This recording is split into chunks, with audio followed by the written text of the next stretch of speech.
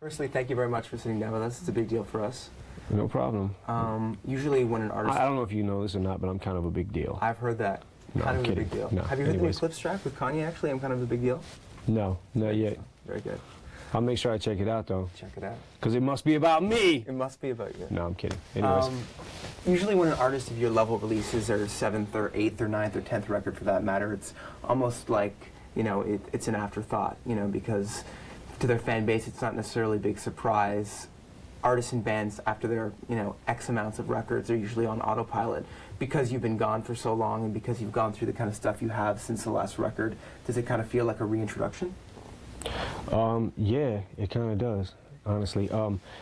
I guess it was, you know, with this record, it's kind of a way for me to, I don't know if it's necessarily reinventing myself, but it's kind of in a sense, I kind of wanted to go back to, it's kind of like reintroducing myself. Like I just wanted to go back to, you know, kind of the Marshall Mathers LP days or the Slim Shady LP, you know, like the first 2 records. That's kind of like the, I mean, I guess the feel that this record, I guess I wanted to capture, you know, and make it kind of feel like that, and just, you know, a reintroduction, you know. There was a time when you didn't know whether you were going to put out a record at all. I mean, I heard a Hot 97 interview when 50 was on, and you called in and you were saying essentially that, you know, things were really great for you right now, and, you know, you felt like you were ready to make music again, but you kind of alluded to a time in your life where things seemed to be kind of falling apart and you weren't sure, you know, whether or not you actually wanted to make records again. How bad did things get during those times? Well, things got pretty bad. I mean, on a personal level, and I mean, career-wise, I knew that I needed to take a break. I knew I wanted to take a break, and I knew I needed to take a break from, basically from the spotlight. And I guess I kind of found, you know, something that I like doing as far as like producing records. I kind of, you know, I guess I started like, you know, playing around with producing records a lot more and started getting into that, and almost, it kind of, not sidetracked, but just like, all right, this is what I'm into now. Like, I want to help produce artists on my label and, you know, kind of work on that for a little bit, take a break from the spotlight, put some new artists out and stuff like that. And basically, at that point in time, I don't think I knew exactly what I wanted to do. I mean, I was going through a pretty serious drug addiction at the time. You know, my best friend passed away. Like, there was a lot of things that were going on, and I think at that time my world was kind of just like spiraling, you know. I wasn't sure exactly where I was going with my career, but basically that's why I needed to just take a break. You know what I mean? I had to. I think I went 7 or 8 years straight without taking a break at all, you know. And I was missing a lot of my kids growing up, and, you know, a lot of things like that. So I just wanted to chill out for a minute. It was sleeping pills, right? Yeah. Well, sleeping pills like Valium, Ambien, stuff like that. But also, I mean, Vicodin, you know, basically whatever I could get my hands on, and anything that I felt like could make me fall asleep, you know, from NyQuil even. Why did you have so much trouble sleeping? I think most of it was probably in my head. Right. You know, I think that I sort of got on a track where it was like, okay, my career's moving really fast. Things around me are moving really fast, so let me go for the quick fix. Right. I can't sleep tonight, and I got a hectic schedule tomorrow, so let me go for the quick fix. And at first it started out kind of reaching for the NyQuil, and then the NyQuil didn't work, and now I need something stronger. It's funny because when I was preparing for this, I was reading a lot about addiction to sleeping pills. And the story you're telling me about, you know, things started getting crazy and then you started with NyQuil, that's kind of mirrors every single story I've heard or read about online about, you know, people who are addicted to sleeping pills. Yeah. Yeah, I mean, that's kind of, I mean, for me, I don't know how it starts for everybody. I'm sure I mean, that's how it started for me, so I could see it starting that way for, you know, other people or whatever, but it's kind of how it started with me, and it was like, when I stumbled on the Valium, it was like, okay, I think this is my drug of choice. You know, it was kind of like I never really had a problem with alcohol. I never really had a problem with, you know, any other substance, you know, until, like, in other words, not saying I didn't have my moments when I was drinking and shit like that, but I also, you know, just like, for some reason I was able to kind of shut those things off. And Valium, I started building up a tolerance to it, you know. Ambien, you know, you start taking those things and it gets in your system and you build up a tolerance. You need more and more and more, you know, and that's, I mean, and I never once like really stopped to think like, you know, addiction kind of runs in my family a little bit too. So maybe, you know, and addiction, from what I understand, it's you know, got a lot to do with genetics. You know what I mean? And I never like really stopped to think about that there's other members of my family that are addicts themselves. When you talk to people who are addicts or who have addicts in the family, you hear a lot words thrown around like rock bottom. Like every addict kind of hits the rock bottom. What was yours? Or did you have one? Well, I don't know if I necessarily had a rock bottom. I mean, I actually probably had a few rock bottoms, but you know, basically when I went to rehab, you know, I wasn't really ready to get clean. I know the other people around me were ready for me to get clean, but I wasn't ready for, you know, I wasn't ready myself. So I think I stayed in rehab for maybe a total of 2 weeks, you know, and checked myself out. And I think I was convinced at that time, like, I'm not an addict.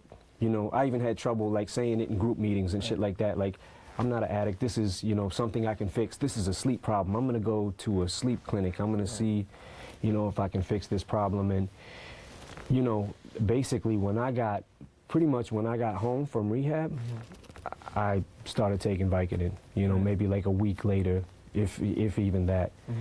And, you know, one drug leads to another, you know, and in addiction, like, if you really want to get sober, you can't do anything. You know what I mean? Like, if you really want to put your disease in remission, so to speak, like, you can't touch anything. You know, no liquor, no nothing. What were you like to be around when all this was happening? I wasn't fun. I mean, maybe to some people I was fun, you know? I'm sure maybe I was the life of the party to some people. But no, I was real moody, real kind of self-loathing, you know, kind of like, you know, everything, woe is me.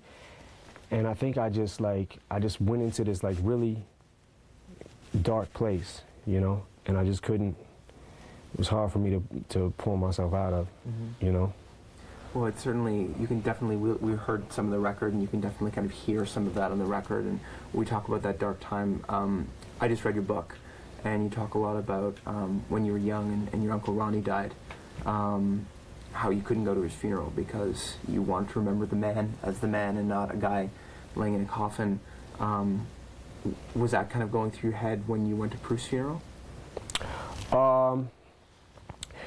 Well, I don't know if it was. I think that at that point in time, all I could think about was, you know, what happened to Proof at that moment. I didn't really think, like, it didn't really bring me back to that time period. It was kind of like I was, you know, stuck in that moment. And at that moment, it just seemed like my world was ending. Right. You know, that whole time period was the darkest place that I ever went into in my life, you know. And, you know, I took it hard, you know, I took it pretty hard. I think when you hear a lot about, you know, tragic events and when terrible things happen to the friends of somebody, or you know, your best friend dies, you hear a lot of people talking about the first step kind of moving past it is kind of forgiveness. I mean, have you been able to forgive the person who killed Proof?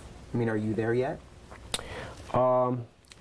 I don't know if I've actually really thought about that. I kind of like the way that I've been able to kind of deal with it, and like I guess the healing process for me is that I guess to kind of stop beating myself up over the fact of, you know, thinking like if I would have talked to him maybe that day, he wouldn't have went to that club. If I would have, you know, if I just would have, maybe if I would have been with him. You know what I mean? Those were kind of the thoughts that were going through my head, and you know, I had to just learn to let that go. Like nothing, no matter what, nothing I say is gonna bring him back. You know what I mean? And I had to like really learn to accept it and deal with it and learn how to, I don't know if I've accepted it fully, but I'm able to deal with it a little better. You know what I mean?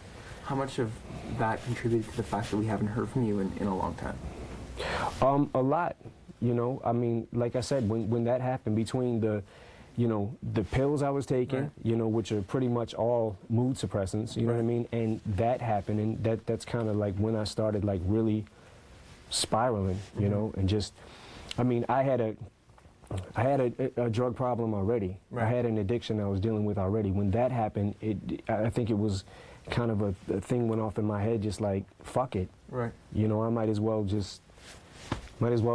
take more, you know what I mean? Like, maybe this will help me get through, you know, and the truth is, you know, it didn't help, you know. When you look back in your career now, I mean, it's been, I guess, better part of 10 years now. You're kind of allowed the idea of retrospect now that you're able to look back. I interviewed Marilyn Manson about 1.5 years or 2 years ago, and when you guys were starting to really blow up, you didn't have, you know, necessarily parallel careers, but you were both, you know, on the same track of, you know, being vilified by the U.S. government, being, you know, vilified by the media. You had parents groups, you know, against you guys. That was fun. Yeah. Fun times. Well, I wonder about that. I mean, we talked about the idea of him maybe waking up one morning and saying, you know what, I don't want to be this guy anymore. Because it's a pretty self-destructive way to live.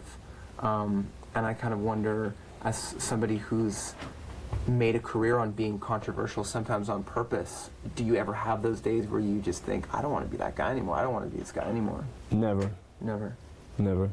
Where does that come from? I don't know.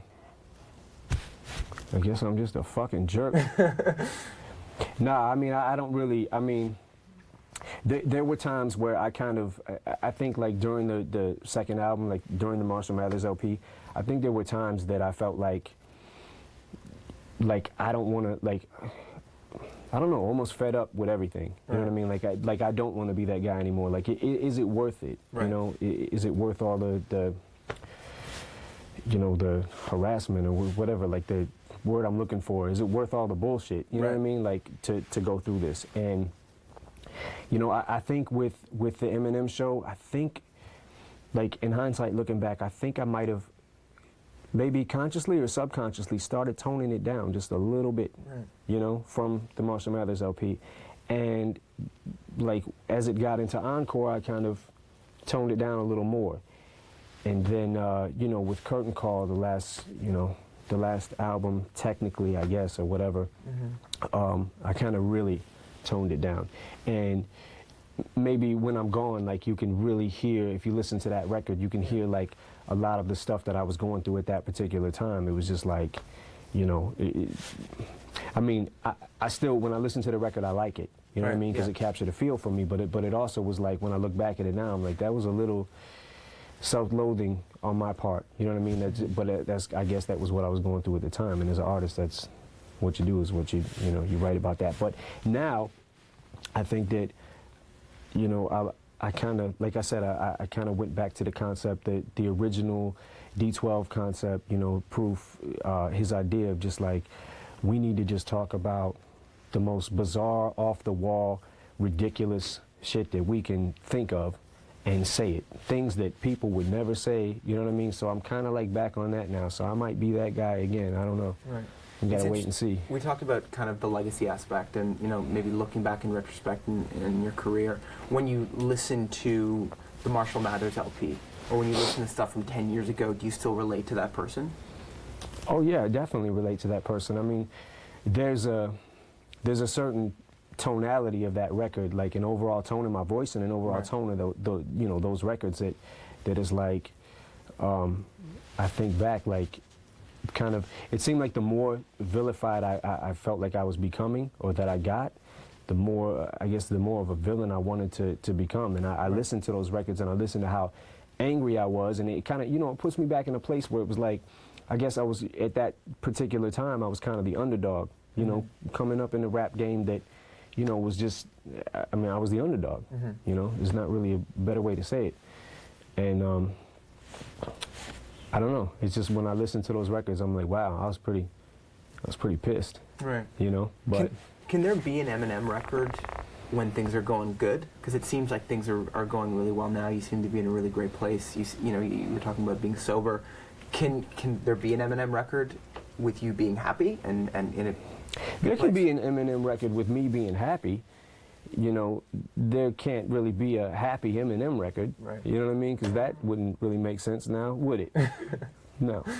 But Yeah, I mean, like, as far as things going okay in my life and good in my life, like, yeah, that's, you know, that's true. But like when I make music, you know, I mean, my music is my music. You know, it's my art, and it's kind of like, you know, just I don't know. It is what it is. It's interesting to me to kind of watch your videos, and you know, even in the latest video, you're hitting on like Kim Kardashian and Jessica Simpson.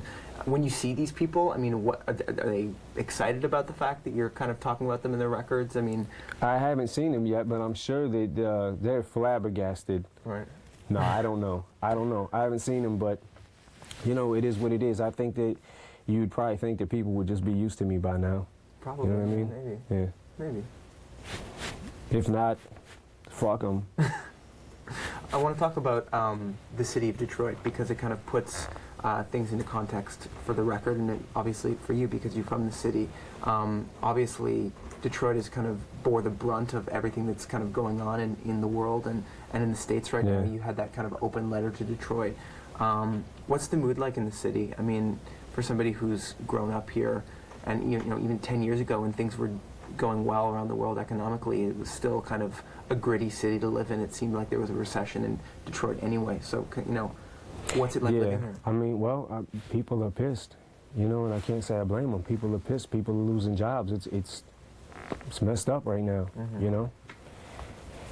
I mean, it's certainly, I guess it's exactly what you said.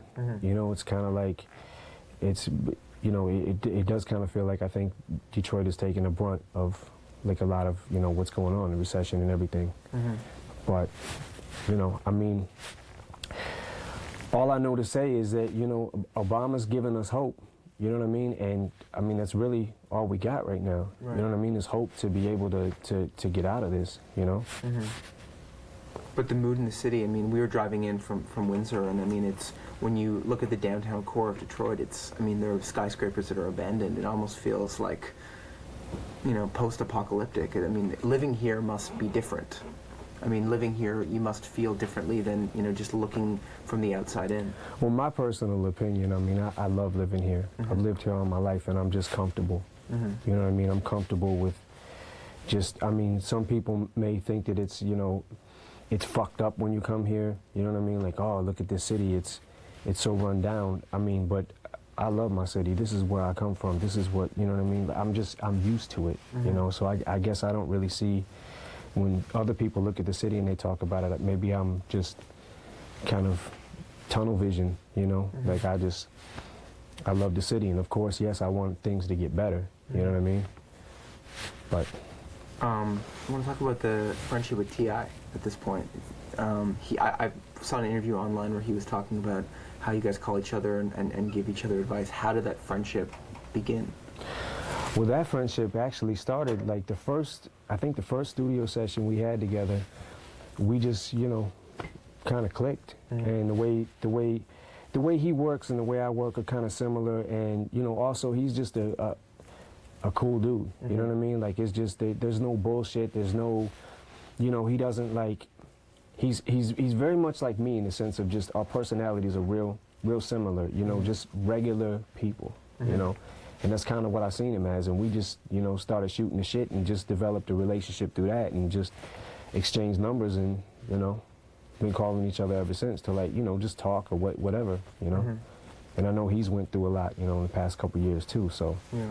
Well, when his friend was killed, he's talked a lot about the idea that he went through, he became paranoid all the time, and that's kind of why he ended up getting picked up and is subsequently going to be in jail for a year. Did you go through that as well? Did you go through a similar kind of feeling paranoid or, you know, feeling like that? No, I didn't really go through that same feeling. I went through you know, just experiencing the loss was big enough for me. You know, me and T.I, like, especially at that time period, we're living two totally different worlds, you know what I mean, when it comes to that, in that sense. But, you know, I just felt, like, sad. You know, I wasn't really paranoid. I was angry too, I guess, you know. I was angry, but, you know, I didn't really go through a period where I felt like anybody was out to get me or anything like that. Yeah. We're gonna have, we got about 2 minutes left. Sure. Fantastic. Just one last question. Obviously, 8 Mile was a huge success. A lot of people have been kind of anticipating maybe more movies from you. Is that something that's going to happen? Maybe. Okay. I certainly still have my hat in the ring, you know, when it comes to movies. I just, you know, I've been doing the thing with the record, or with these 2 records, like the past, you know, like the past almost year, pretty much. So, but yeah, I definitely would do something, you know, if we found the right script and everything seemed right. I'd definitely do it. But at this point, music is the priority? Well, music is a priority right now, yeah, definitely. You know, with these 2 albums and, you know, Dre's album, like, I'm just, like, really focused on, like, trying to work on these things and get these out the way. But, like I said, my hat's still in the ring, so catch. Fantastic. Thank you, sir. Thank you. Appreciate your time. Thank you. All right, Appreciate man. it. Thank you. Evan? Yep. Let's do one more question to talk a little bit about the album, to talk about Sure. I just dates, want to- that kind of stuff. Sure. One question. I want to know the spark. What was the spark that got you and Dre back in the studio, and how the production was a little different? Because what I understand is he took hold a little more of the production on this one, right? Okay. So we'll talk about that. That'd be cool. Yeah, I mean, go ahead. I mean, obviously you talked about the idea that, you know, you might not ever make a record again. What got you back in the studio? Well, me and Dre actually, we had a trip planned to Florida, like last year, I think, like last June or something like that, June, July. And we had planned a trip to get in the studio. Now, I had a pretty bad case of the writer's block, like the past, you know, 3 years before that. And it was, you know, I mean, not writer's block in the sense that I couldn't write anything, but writer's block in the sense of everything that I was writing was, you know, for me, I felt like it was just not up to par. So, you know, I was kind of nervous about it because the last like 3-4 trips that me and Dre got together, he'd come to Detroit, I went to LA, and nothing, literally nothing came out of any of the sessions. Like, I was pretty stopped up, and I'm sure the pills had a lot to do with it, you know what I mean? So, but we went to Orlando and worked in the studio. It was one of the studios we had went to when recording Encore, when we recorded that record. And just clicked again. Like, every beat that he's, you know, I actually made a call to Dre like 2 weeks before the trip, and I told him, I was like, yo, homie, I think I might be coming out this writer's block, because I started writing songs in my head and I had no beats to them. Right. And he was like, all right, that's what I want to hear. So we went there and just clicked, and then ever since then, like, that's how the Relapse concept came about. The Relapse record, like, or all the records started being recorded, was that particular trip. I think we did between 8-10 songs, something like that. Okay. And once that happened, it was, you know, the ball was rolling, and then 2 albums came out of it. Was it Relapse 1 and 2 because it was just too much material to put on one record? Yeah, well, there was a lot of material there was too much material to put on one record. Right. But there was also a lot of material that kind of started sculpting itself into, this is what I want people to hear first, and then when they get part 2, I want them to hear this. You know what I mean? So it kind of just morphed into, it wasn't really planned. It just, you know, just happened. What is it about Dr. Dre's production that just, you know, that you click with? Because I imagine, obviously, at your level, everybody wants to work with you, you know? What is it about your, I guess, your synergy or the chemistry between the two of you that just works? Well, I mean, first of all, like, sonically, nobody makes tracks like Dre does. Like, nobody makes beats like Dre, period. So I you know, I kind of get, I mean, for me, it was great to be able to put the beats aside, stop doing them, and just focus on the rhyme. You know what I mean? And every track that he was making just was like, caught my ear in a different way. And I mean, I think he was making like 12, 15 beats a day, and at least 4 or 5 of them off each CD I was writing songs to, and coming back like the next day, next 2 days, and like, I got something to this, I got something to this. But, you know, you kind of like a kid in the candy store. I mean, me, I am, you know, I'm kind of spoiled by Dre beats right now, you know? It's like Christmas every day. Yeah, it's Christmas every day. Thank you very much for your time. Cool. Appreciate it.